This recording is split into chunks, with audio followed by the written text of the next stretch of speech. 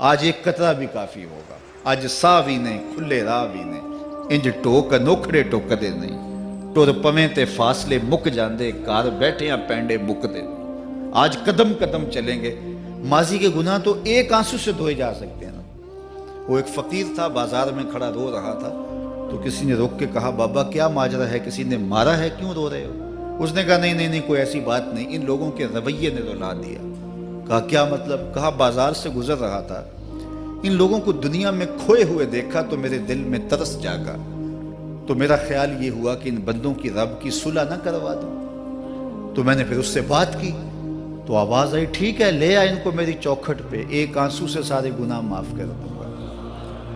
میں بڑا خوش ہوا، میں ان سے بات کی، یہ الٹا میرا مذاق اڑانے لگے، جا بابا کام کر، تجھے کیا پتا دنیا داری کیا ہوتی ہے۔ تو وہ تو مان رہا تھا، یہی نہیں مان رہے، تو مجھے ان کے رویے پہ رونا آ رہا ہے۔ وہ کہتا ہے میں بخشنے پہ آمادہ ہوں، ہم تو مائل بکرم ہیں، کوئی سائل ہی نہیں، راہ دکھلائیں کسے، راہ رب منزل ہی نہیں، جلوائے طور تو موجود ہے، کوئی موسیٰ ہی نہیں۔ وہ تو کہتا ہے میں معاف کر دوں گا، لیکن یہ عجیب ہے کہ یہ آمادہ ہی نہیں ہے، یہ مان ہی نہیں رہے۔ تو مجھے ان کے رویے پہ افسوس آ گیا، ان کے رویے پہ رونا آ گیا، اس لیے میں رو رہا ہوں، ورنہ نے مجھے مارا نہیں، کوئی تکلیف نہیں پہنچائی۔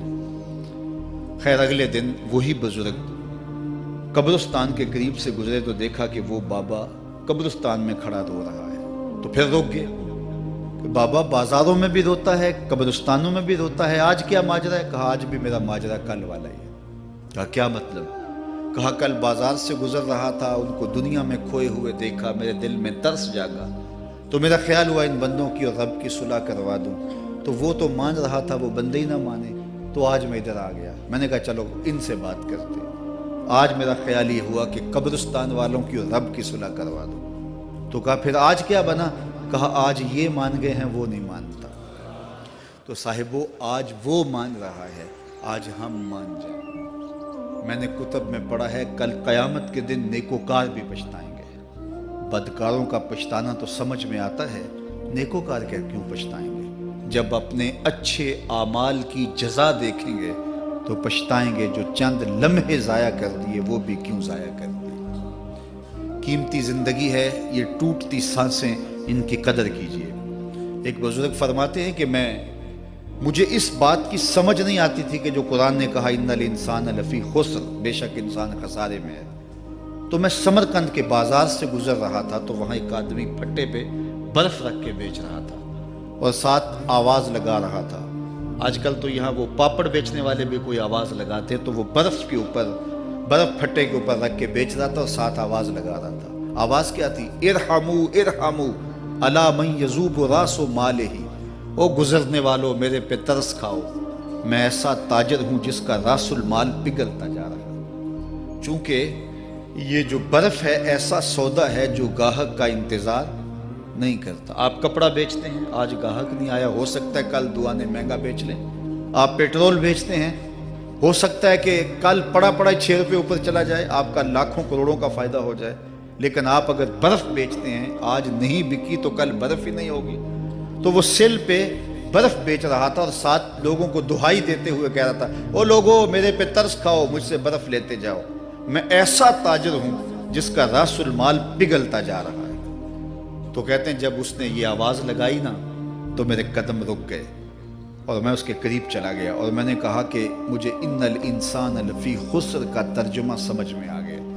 جس طرح تیری برف پگھلتی جا رہی ہے، میری زندگی پگھلتی جا رہی ہے، اور اگر تو اب برف وقت پہ بیچ لے، ان پگھلتی برف کو تو درہم کے بدلے، دینار کے بدلے، پارچہ جات کے بدلے، جنس کے بدلے فروخت کر لے تو فائدہ ہو جائے گا، 4 آنے تیرے ہاتھ لگ جائیں گے۔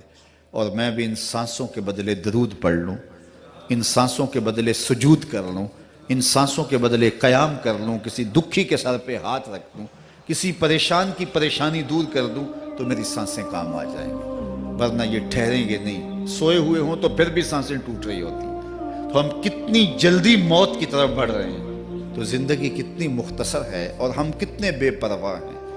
آنکھیں اس وقت کھلتی ہیں جب آنکھیں بند ہوتی ہیں، لیکن کیا فائدہ اس وقت کا؟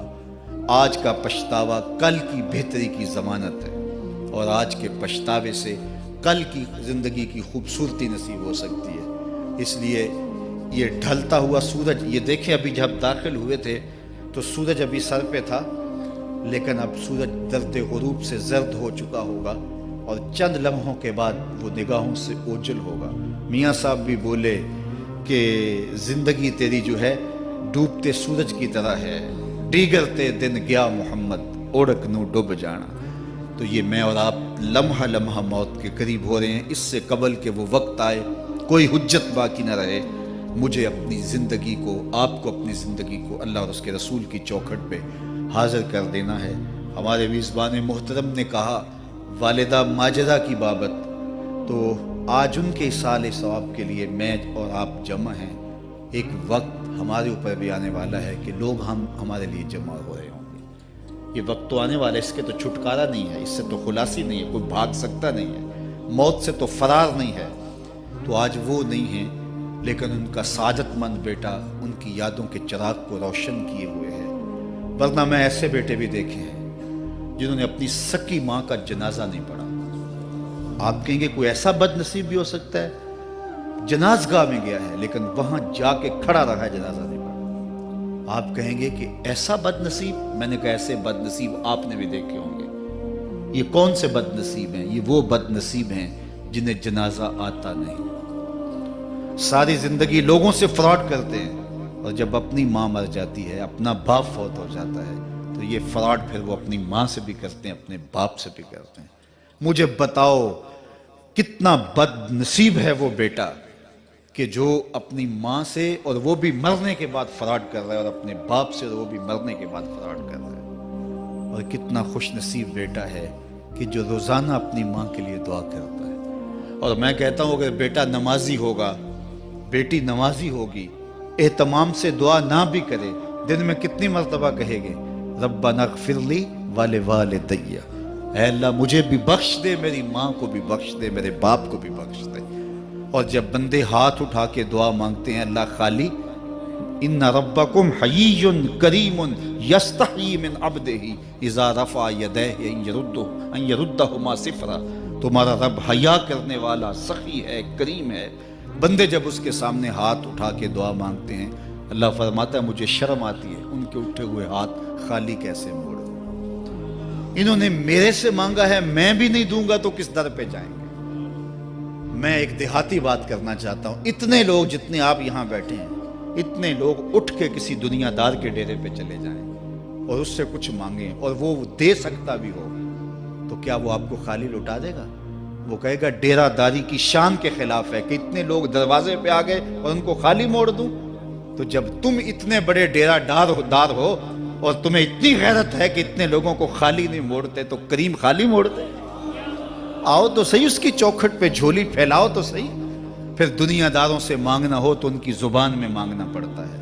اللہ سے جس زبان میں مرضی مانگو، عربی میں مانگو، اردو میں مانگو، ہندی میں مانگو، سندھی میں مانگو، اقبال کے لہجے میں مانگو، سادی کے انداز میں مانگو، نہیں مانگنا آتا خالی ہاتھ پھیلا دو، وہ بند لبوں کی بولیاں بھی سنتا ہے۔ آؤ تو صحیح اس کی چوکھٹ پہ، اپنے ہاتھ پھیلاؤ تو صحیح۔ دنیا داروں سے مانگے تو ناراض ہوتے ہیں، خدا سے نہ مانگو تو ناراض ہوتا ہے۔ اللہ کل ما یابو بکم ربی لولا دعاؤکم، آؤ نا اس کی چوکھٹ پہ، دستے طلب دراز کرو۔ دنیا داروں سے مانگنے کے لیے وقت چاہیے۔ اس وقت تو صاحب سوئے ہوں گے، اس وقت تو ناشتہ کر رہے ہوں گے، اس وقت تو بیوی بچوں کے ساتھ مشغول ہوں گے، لیکن اللہ سے جب بھی مانگو، پچھلے پہر کنڈی کھڑکاؤ در رحمت کھلا پاؤ گے۔ دن کو مانگو، رات کو مانگو، مانگو تو صحیح، وہ تو اتنا کریم ہے۔ اچھا بت کو سامنے کھڑا کیا ہے اور زلیخا ہاتھ جوڑے بت کے آگے پکار کرتی ہے، روزانہ سے شام کھڑی ہو جاتی ہے، یا صنمی یا صنمی، اے میرے بت، اے میرے بت، بچھڑا ہوا یوسف ملا دے۔ سحر دم تک پکارتی رہتی، عمر بیت گئی، چہرے پہ جھریاں آ گئیں، بڑھاپا طاری ہو گیا۔ ایک دن رات کا پچھلا پہر ہے، بت کے آگے ہاتھ جوڑے یا صنمی کا وظیفہ پڑھ رہی ہے۔ اچانک نیند کا جھٹکا آ گیا، زباں بل کھا گئی، بولی یا سمادی یا سمادی۔ کہا جبریل جلدی جا، یوسف کے گھوڑے کا رخ موڑ دے۔ یا اللہ تجھے تو نہیں پکار رہی، وہ تو بت کو پکار رہی ہے۔ زباں بل کھا گئی، یا صنمی کی بجائے یا سمادی کے لفظ زبان پہ آ گئے۔ کہا جبریل اتنا عرصہ ہوا بت کو پکارتے ہوئے، اس نے کوئی جواب نہیں دیا، آج جیسے بھی اس کے لبوں پہ میرا نام تو آیا ہے، اگر میں نے بھی جواب نہ دیا میرے اور بت میں فرق کیا ہوا؟ تو آؤ آج کی اس مجلس میں ہم ان کی والدہ کے لیے دعا مانگیں۔ اے عرش کے مالک، ان کی والدہ کو حضور کی ماں کا صدقہ جنت کی بہاریں عطا کر، اور ہم اپنے ماں باپ کے لیے بھی دعائیں مانگے۔ اے اللہ ہمارے ماں باپ کی مغفرت فرما، ماں باپ کی قدر کرو۔ میں نے یہ بھی پڑھا ہے، جو اپنے والدین کے لیے روزانہ دعا مانگتا ہے، والدین زندہ ہوں تب بھی، فوت ہو گئے ہوں تب بھی، روزانہ ماں باپ کے لیے جو شخص دعا مانگتا ہے، ساری زندگی اس کے رزق میں بے برکتی نہیں آ سکتی۔